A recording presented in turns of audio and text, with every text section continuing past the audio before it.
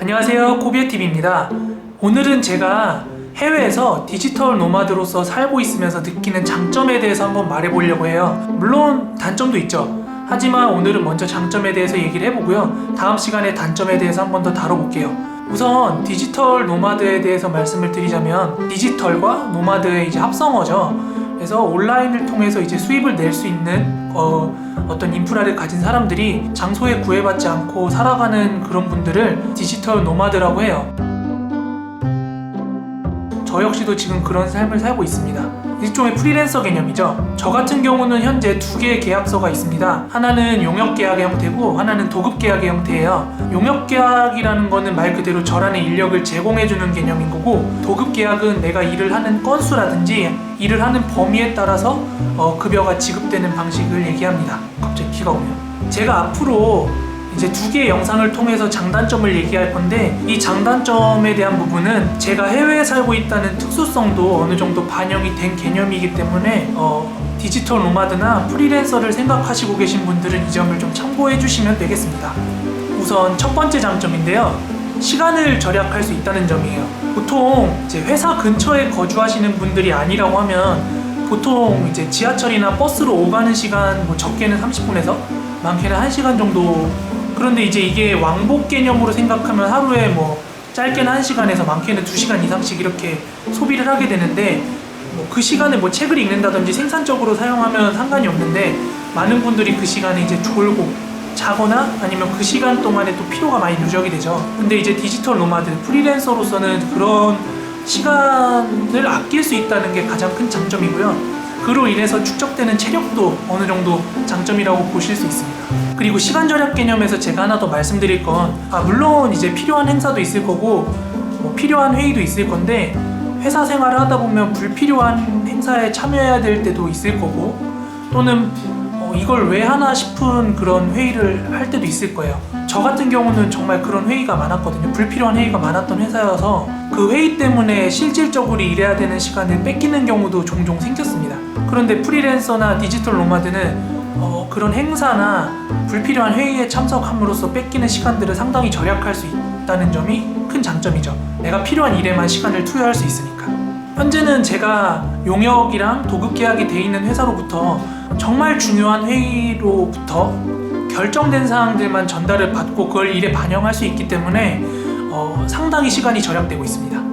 두 번째 장점인데요, 세금에 대한 부분입니다.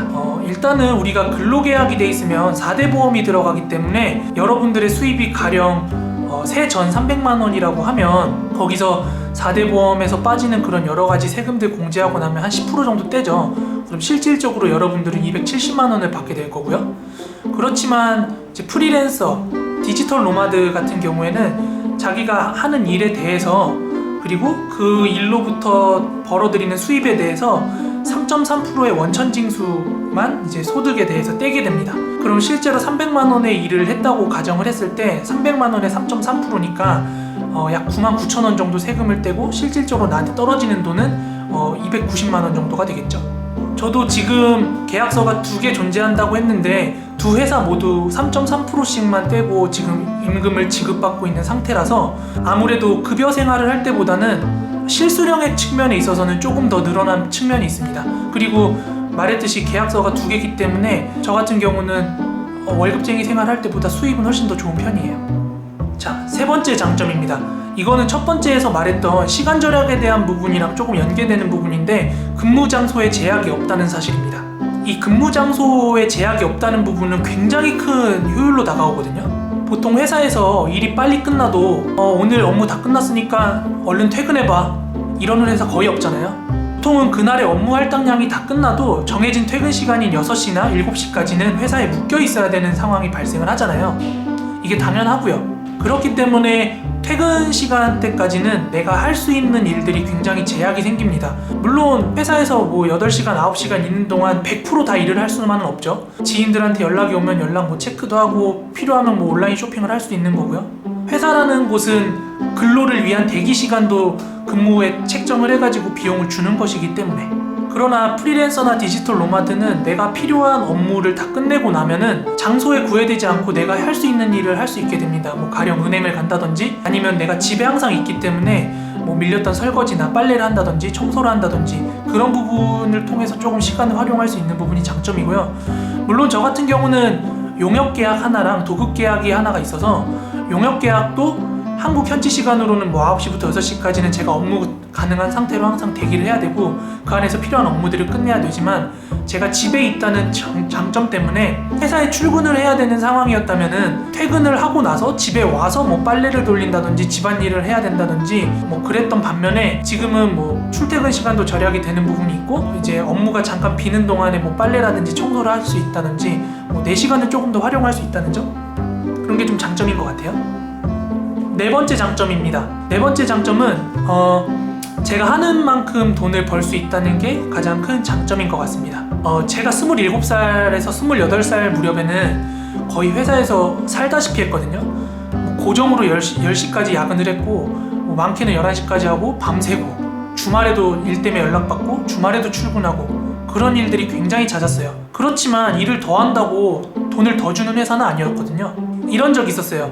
한 번은 이렇게 일을 워낙 많이 처리하고 있었기 때문에 그에 합당한 연봉 협상을 위해서 금액을 제시를 했는데 인센티브 제도를 도입한다고 기본급을 크게 많이 안 올려주더라고요. 그런데 실제로 인센티브제가 적용이 되고 나서 일을 처리한 것에 대해서 이제 인센티브를 받으려고 하다 보니까 한 2-3개월간은 제가 처음에 연봉 협상 때 제시했던 그 금액보다 훨씬 더 큰 금액을 받았어요. 그랬는데 회사 입장에서 이렇게 사람들한테 돈을 주다 보니까 배보다 배꼽이 더 커진 거죠. 그러니까 인센티브 제도를 폐지해버리더라고요. 그런 양아치 회사가 없었습니다.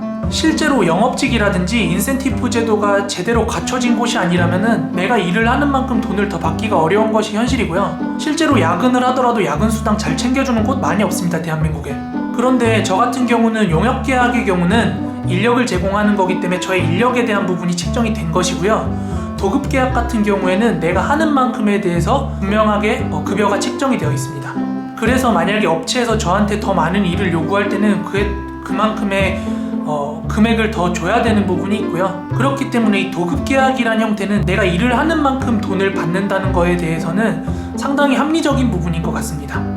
자, 오늘은 제가 이 장점에 대해서 좀 말해보았는데요. 갑자기 생각나는 거를 이제 말씀을 드리려니까 더 많은 장점들이 있을 수 있는데 우선 이 정도로 정리를 했습니다. 근데 이 장점들 사이에는 단점들이 곳곳에 숨어 있거든요. 그 단점들에 대해서 다음 영상에 한번 다뤄보도록 할게요. 자, 그리고 마지막으로 말씀드리면 꼭 프리랜서랑 디지털 노마드가 여러분의 환상처럼 그렇게 편하고 좋기만 한 건 아니거든요. 어쨌든 여러분들도 뭐 디지털 노마드나 프리랜서 생활을 준비하신다고 하시면 계약 조건 같은 거 아니면 자기의 현 상황을 잘 맞춰가지고 잘 준비하시길 바랍니다.